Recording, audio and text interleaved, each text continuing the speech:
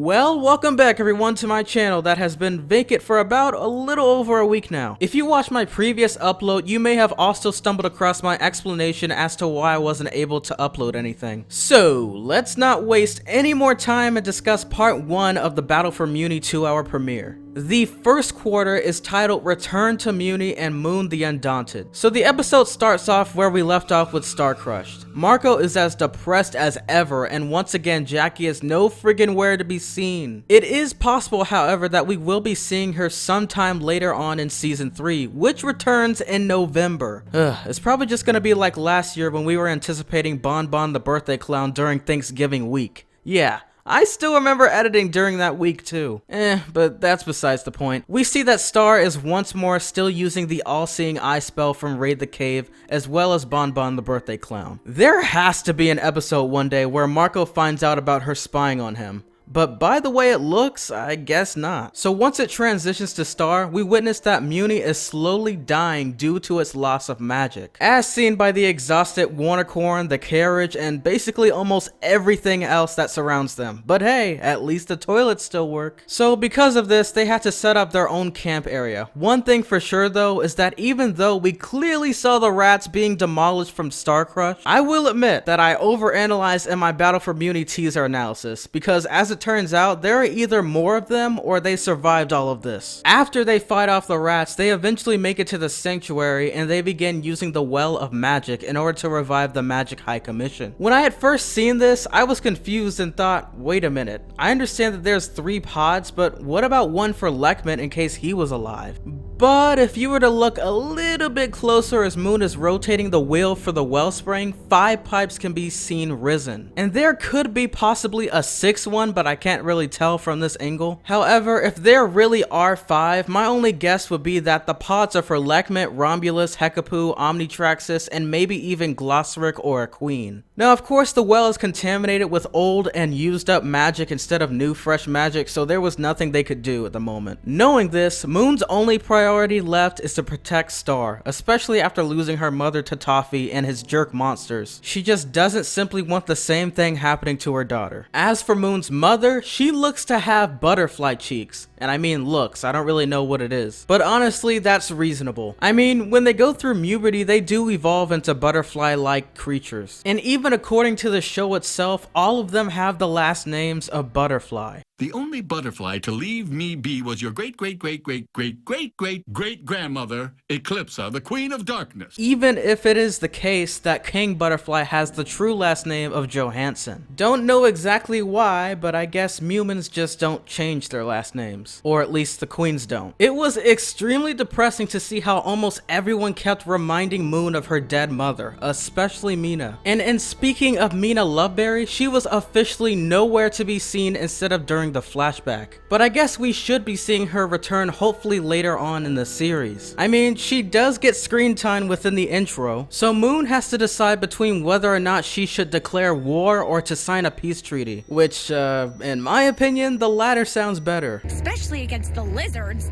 They're indestructible. Now this scene had me going a bit. Did Glossaric purposely let Moon see Eclipse's chapter? I mean, I understand that he said that he was gonna sleep in Queen Moon's chapter, but what the heck? All these pages be turning? And I guess he did say that Eclipse was one of his most loyal students. And he also did say that he doesn't have feelings in the episode by the book, so was he faking?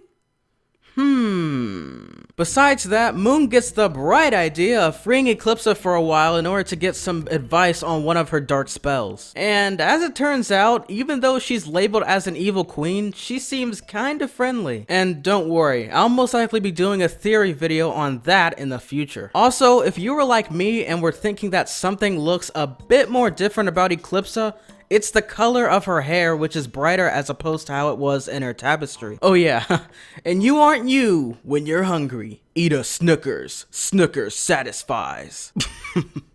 Loved your comment, by the way. And so with all that being done, Moon confronts Toffee and his men in order to try out the spell, which, by the way, is nearly twice as long as opposed to what was said in the teaser. What a mouthful. I call the darkness unto me from deepest depths of earth and sea. From ancient evils unawoken, break the one that can't be broken.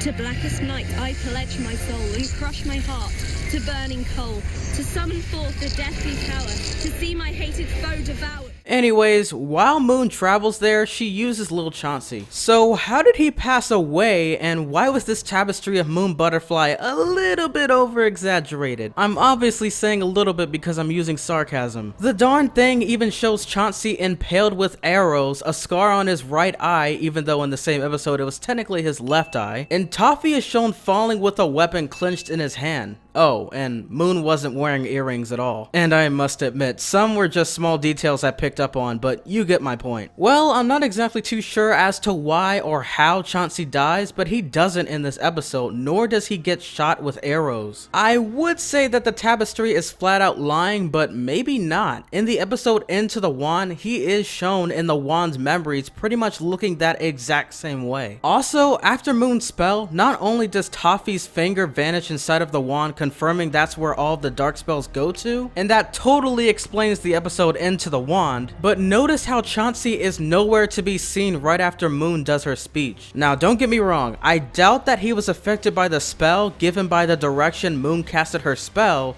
but just something I want to point out there. And yep, that just about ends it for this part of the movie analysis. What? Did you seriously think I would analyze all of this in one video?